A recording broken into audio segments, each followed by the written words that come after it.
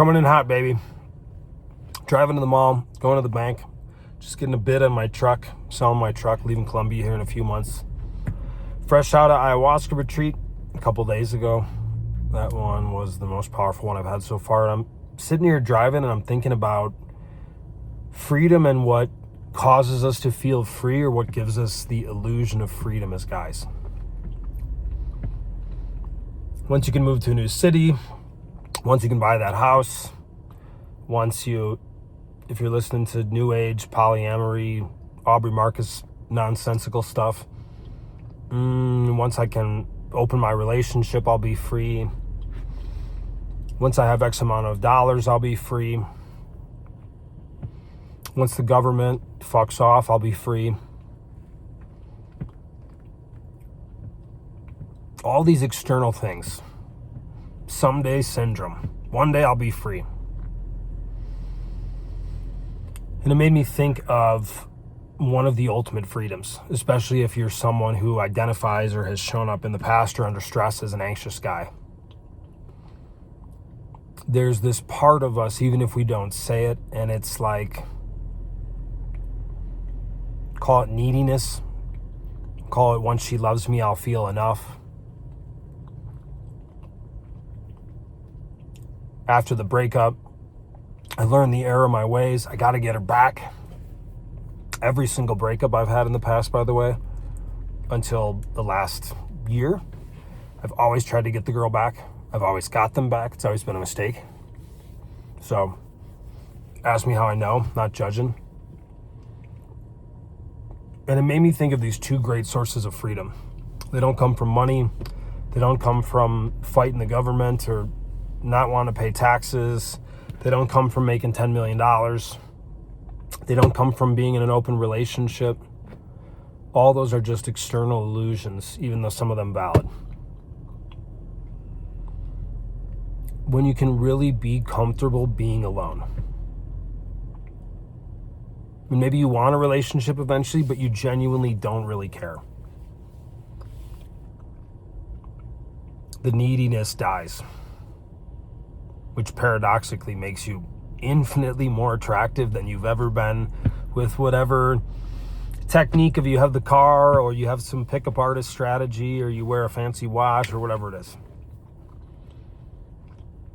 When you realize you're the love you've been looking for your whole life, that your ex-girlfriend, your ex-wife, they're not going to give it to you. It's never, ever, ever, ever, ever going to be fucking enough.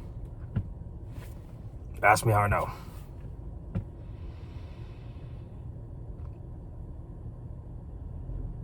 When we have this pain, I got a friend going through it right now, and he's giving me permission to share of, and he's almost 60. We're finally facing these childhood wounds, right?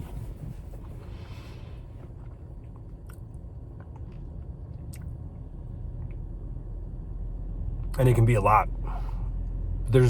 I've found virtually nothing that's more freeing than sitting with yourself and realizing, oh, like, fuck, I'm the person I've been waiting for. And it can often show up in the form of 5-year-old me has felt enraged or sad or neglected or confused. And adult me is here to love, to hold that 5-year-old. Especially if you have kids or you're going to have kids. I would actually say it's an enormous disservice to your future children or your current children if you're not taking a look at that relationship with your own inner child. I was not open to that shit at all back in the day, years ago. Saying it's just goofy, it's not real, it's for women. Couldn't have been more wrong. The real freedom you're searching for, the real love you're searching for, will never come from your girlfriend or wife. And even if they give you everything they have, if you still have this void inside that you can't fill, you can't even receive their love fully. Because it's never enough. It made me think of something else the first couple minutes of this video. This video is very impromptu.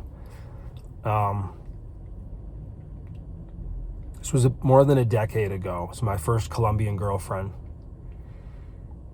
And it was a very immature part of me. I was 29 at the time.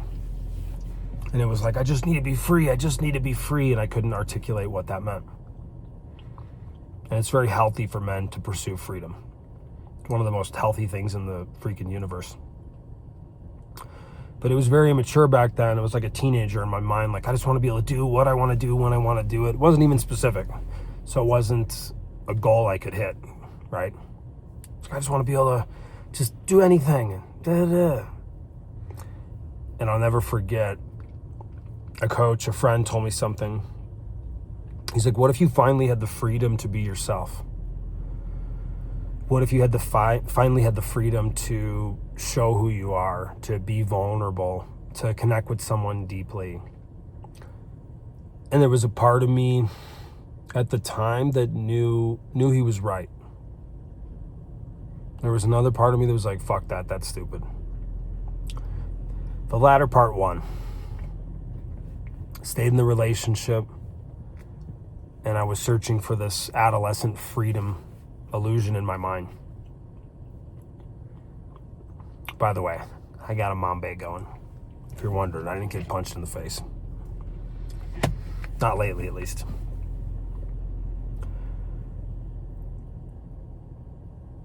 I live in Medellin, Colombia. This is a mecca of guys chasing freedom. Guys chasing an open relationship. Could be not in my peer circle, but yeah, I've been there chasing drugs, chasing women. And so much what we want as men, as freedom, is just, it's not even real. It's like chasing a ghost. So when you get it, it's not even going to make you feel how you want to feel. So that's why I wanted to hop on, make this random video. The only true love and true freedom you're going to get is you from you. And I was just looking at some Latin girl I'm following on Instagram. I don't follow many. It just really captured my attention. And it was kind of cool for me to have a moment of introspection. Like, the old me would have been like, oh, I gotta get that girl. Like, then I'll be enough. Then I'll be complete. And I was like, I really don't care. She seems nice.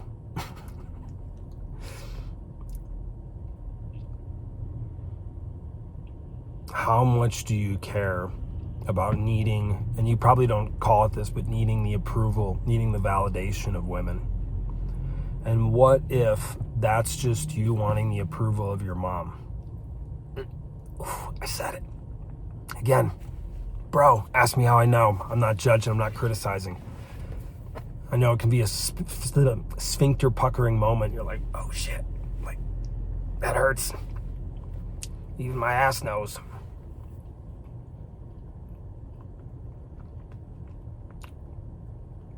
We're never going to be free until we decide to be free in loving ourselves just the way we are.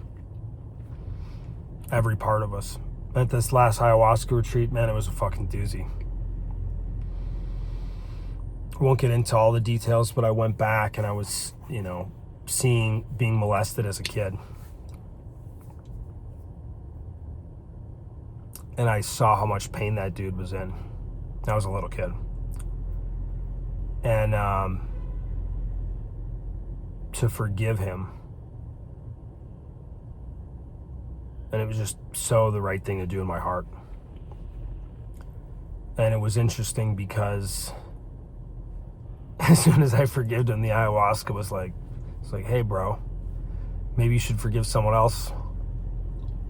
And I was like, oh yeah, I've never, thinking how much I forgave this dude who molested me. Feeling great about it. Feeling great about it right now. And thinking of how I've forgiven myself, but never to that deep of that particular extent. And then that love and that forgiveness, I was able to shine outward, shined inward. And it was even for me a deeper level of connection, forgiveness, and love with myself.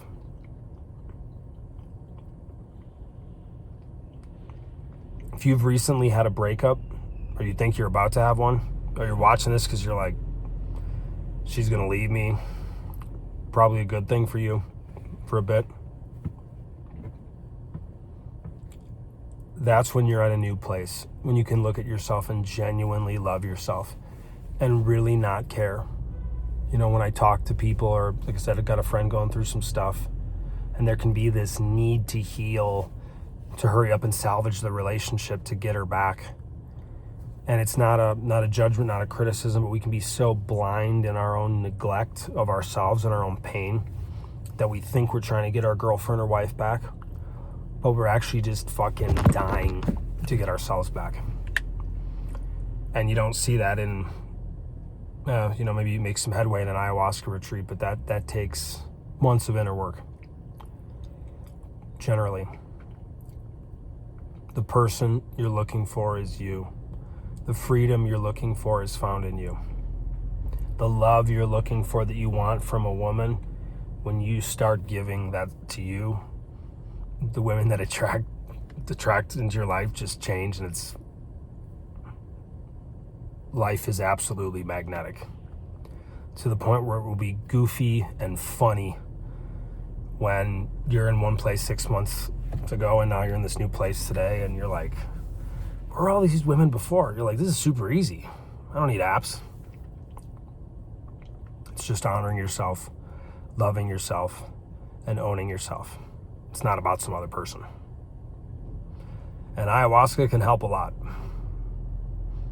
Been through quite a few of them. So, driving through the parking garage, headed to the bank, headed to go get a number on my truck, sell it. And this was coming through me really heavy. I wanted to share it with y'all. Be the man you needed to be when you were a little kid. When you see it like that, when you say it like that, it's pretty damn easy. Thanks for tuning in.